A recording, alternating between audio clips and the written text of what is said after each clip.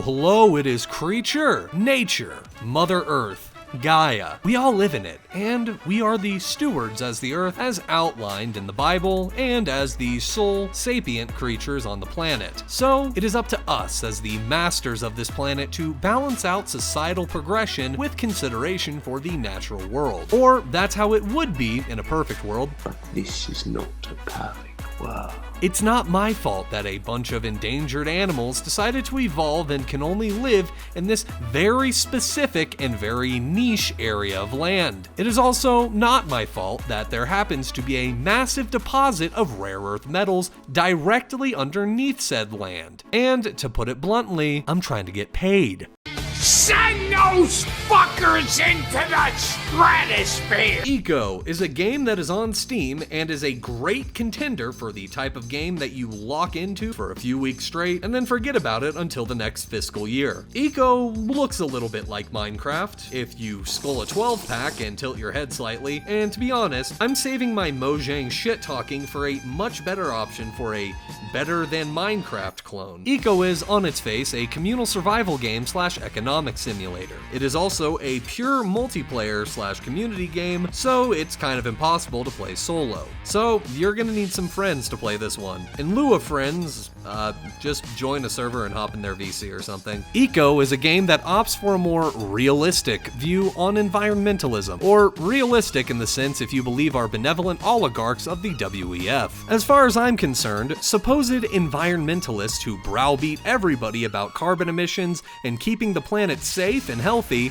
who then turn around and clear-cut 10 miles of the Amazon rainforest so they can build a 2-lane highway to ease their ability to get to a summit on climate change, can suck my greasy nut. My favorite IRL Bond villain aside, yes. Societal progression, classism, mass extinction events, and a meteor the size of Pluto, these are just some of the wonderful things that you have to deal with in Eco. Pollution is a constant concern in Eco, as the main goal of the game is to blast a meteor out of the sky with lasers, with everybody starting at caveman technology. You have 30 days to get to space age tech, and you will need to work together with everyone on the server. Crafting, or at least 99% of the crafting, is locked behind specialties that can be unlocked using specialty stars. I will now be calling specialties skills. There is no reason for this beyond the fact that it's easier for me to say skills rather than specialties. Each skill you get will unlock crafting recipes for whatever you just unlocked. So if you go campfire cooking, you can make some basic foods beyond the charred stuff, and you will get more options for better crafting the more experience you get in whatever skill. Simple. You can increase the rate at which you get stars with consumerism and consumption. Every cycle will see you have, at the end, 4 to 6 stars, so naturally, you gain stars over IRL days. But we don't have a lot of days, seeing as time is a key resource as we are just fleeting mortals with, if you're lucky, 70 years on this planet. Also, there's a massive asteroid careening for the planet set to hit in 30 days, so hurry the fuck up. There are 2 ways to get the star experience multiplier up. One of those is the food bonus, where via constant consumption, you must keep your macros balanced. The game will even tell you what is the best food to eat in order to maximize your multiplier. Naturally, eating something more complex like loaded taro fries will give you a higher boost as opposed to just eating a raw fucking potato. Your character will also have cravings for things from time to time, so pay attention to your character's wants, because along with cravings, your characters also have randomly generated favorite and hated foods. Eating foods your character likes will give you a better multiplier than eating foods they don't like. The second, and much more time-consuming and expensive way to increase the experience multiplier is the housing bonus. This house is giving me a straight up, like, I love this thing. What I would do for this house right here, like, you don't know what I would do. I would suck a dog's dick. You get this multiplier with a combination of the materials in which you build your house out of and furniture. Materials for construction have tiers, with adobe being the lowest at tier 1, ashlar stonework, composite lumber, flat steel, framed glass, and whatnot being the highest at tier 5. And this tier ranking translates to materials being used for furniture. At this point, we are kind of getting on multipliers on a multiplier to modify a multiplier. So a general rule of thumb is if you use higher tier materials to build your house and you fill it with decent enough furniture, you're gonna get a better bonus. The last thing I'll say for housing, and to touch on all of production as well, is that rooms must be differentiated and sealed, meaning that there are no holes in the roof, walls, or floor, save those for windows and doors. Also, building multiples of the same room and using the same type of furniture in the same room gives diminishing returns of around 50%. So try and only build 2 of the same room and only use 2 of the same thing within each room. And that's pretty much it for the nitty-gritty. All of what was just discussed prior is all in service of getting more skill stars. Having a nice house and eating good food is the difference between getting your 3rd star in 2 days instead of a week. That's right, how quickly you progress is directly correlated to how much money you have in-game, meaning that classism is not only encouraged in Eco, but is hard-baked into the very mechanics of the game. To the casual gamer, spelled with Y, Eco may look like the sort of game that focuses on environmentalism, conservation, and ecology. Indeed. As someone with over 250 hours in Eco, that is not the case. While, yes, there can be towns, nations, and empires on a server, Eco is a game about economy, production, and profit margins. The average Eco player will cause your Tarkov ratfuck Chad to recoil in disgust with how quickly and greedily an Eco player will pick over the remains of an AFK base, descending like vultures to scavenge the corpse clean. The economy of whatever server you join can be one of 2 things: a simplified economy or an anarcho-capitalist's wet dream. The simplified ones will have everyone starting off with the same amount of money, with an agreed upon cost per calorie for labor calculations. Now you may be thinking, Creature, cost per calorie for labor? That sounds as fuck. Wait till you hear about the second option. The second option for servers is a bartering system where everyone operates on credit. Credit that is paid to each other in the absence of actual economic units of value. This will inevitably screw over some people until towns form and they each individually decide to mint their own commodity currency being backed off of gold and copper. And from there, the economic wars start. Since Eco is a game about making money, you as a player must understand production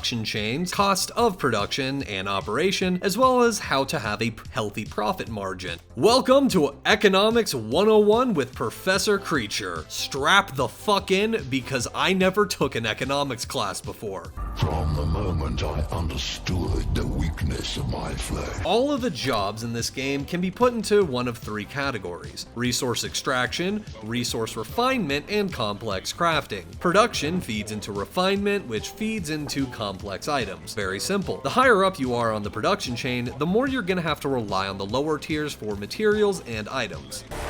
Join the Helldivers. Profit is how you progress in Eco and in real life. In simple terms, you must take into account your costs of materials and labor, as well as making a bit off the top. I usually shoot for having around 15 to 20% profit in order to actually make enough money to justify doing upgrades to my base, and in simple terms, take the cost of your materials, add them together, then add the cost of your labor, add that all together, then add 15% on top for a profit margin, because you can charge 0% profit, but you will quite literally stagnate. And if doing all of that crazy ass math for literally every single item in the game seems a little bit too much for you, What the fuck was that? Help! Help! Help! Profit is good. You know what's not good? Being broke. Since the server is always live, prices will fluctuate constantly. For instance, crops are on day 1, and this is using the economic values for the main server I usually play in, are going to be around 10 cents to 5 cents. On day 2, that'll usually drop down to like 3. Now, let's look at the day 1 prices compared to day 2 prices. So who do you think you're gonna buy from? And if you charge too much all the time, no one is going to buy from you. You will not only stagnate, but you will become a homeless.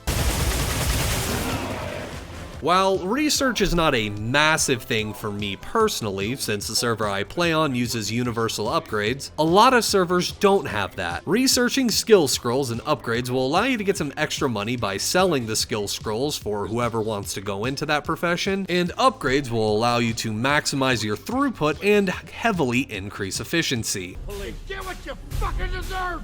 As mentioned earlier, players can form towns, and towns can become nations, and nations can become empires. There are some benefits to making or joining a town. For instance, you get more claim plots. On the downside, taxes. There are some advantages, for instance, more complex buildings like power plants, and you may be able to get some tax returns and build some cool things that are directly funded by the town. As a town gets bigger, their sphere of influence grows, and the more art and higher-ranked cultural items you have, your town's able to exert more influence over the world. This influence exertion will allow your town to take over settlements, homesteads, and eventually take over other towns via sheer fucking influence. This can be used to eventually create your own kingdom and then empire. Eco is one of those games where you just kind of have to talk about the different playthroughs for you to really get a feeling of what this game is about. So, for the rest of this video, I'm going to be going off script.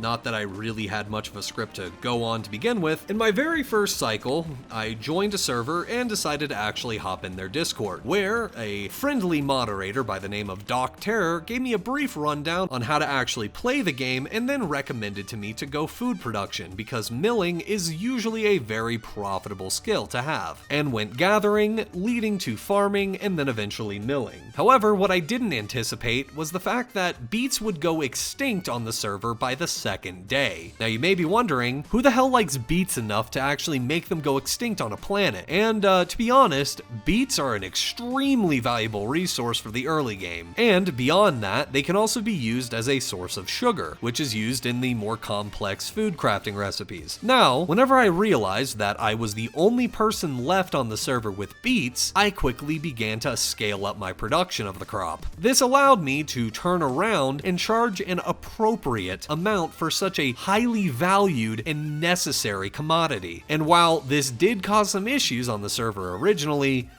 fuck you got mine. I was an incredibly wealthy member of our server, and I flexed that by mass upgrading my house as quickly as I could just to flex on all of the lowly peasants. I don't really remember if we actually beat that cycle or not, but I know that I won. In another cycle, a little bit more recently, the admins decided to make the world effectively the Grand Line from One Piece. There was not a lot of land, and in fact, there was very little land, save a few larger islands and some chains of archipelagos. Due to the lacking of land beneath one's feet, the normal mad dash for carts and automobiles was replaced by boats, and I had decided to go lumber, which lumber directly feeds into boats.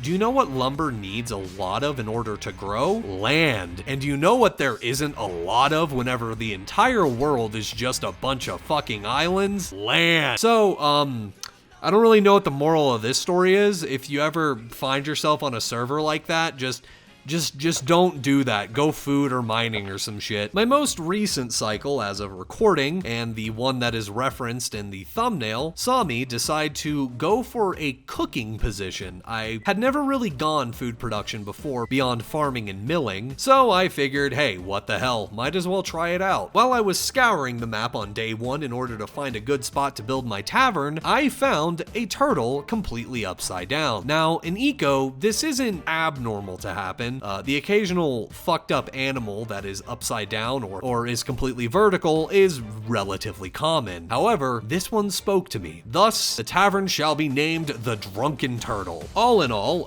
it was a very hard fought battle between me and the other cook on the server, as we were both neck and neck for unlocking our skill stars and putting out a lot of good food. However, that didn't stop me from constantly trying to undercut him by accepting a very thin 10% profit profit margins on my foods. However, I just kind of spent most of the cycle building and upgrading my house, gathering food from the farmers and millers, whenever the millers were, alive, and just cooking up a bunch of what I could. However, I don't think we won that one either.